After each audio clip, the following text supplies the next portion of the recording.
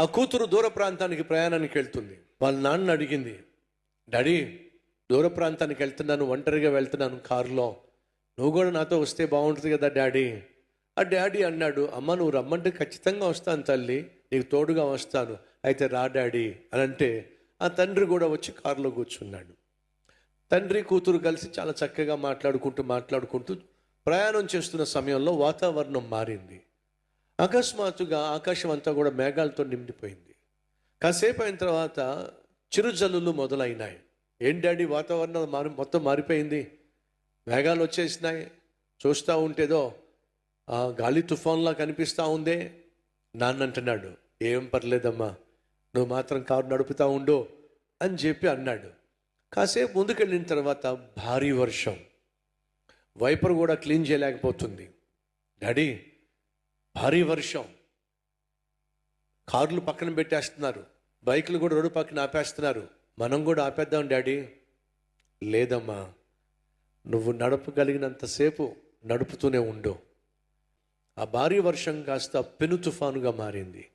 ఈదురు గాలుల్లో చెట్లన్నీ ఊగిపోతూ ఉన్నాయి. స్లోగానే ఆ పెను తుఫాన్లో ఈదురు గాలుల్లో కారు నడుపుకుంటూ వెళ్తుంది. కొంచెం ముందుకెళ్ళేసరికి పెను తుఫాను ఆగిపోయింది.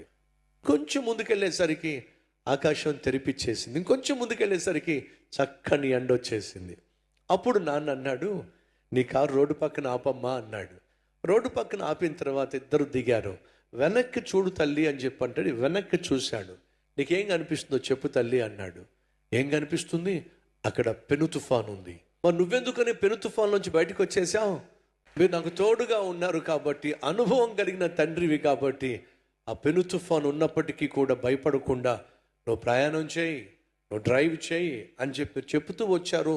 నాకు సలహా ఇచ్చారు, నన్ను నడిపించారు. కాబట్టి అందరూ ఏమో పెను తుఫాన్లో చిక్కుకుపోయారు, నేనేమో పెను తుఫాన్లోంచి బయటికి రాగలిగాను. ప్రియ సహోదరి సహోదరులు, దేవుడు మనకు తోడుగా ఉంటే ప్రతి పెను తుఫాన్లో నుండి మనల్ని బయటికి తీసుకొస్తాడు.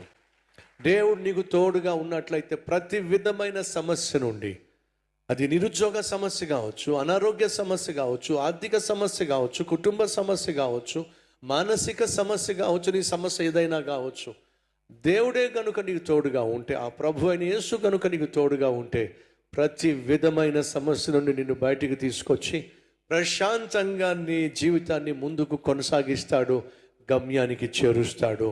ప్రశ్న, ఆ దేవుడు ఈరోజు నీకు తోడుగా ఉన్నాడా లేదా ప్రశ్నించుకోవాల్సిందిగా కోరుతున్నాను.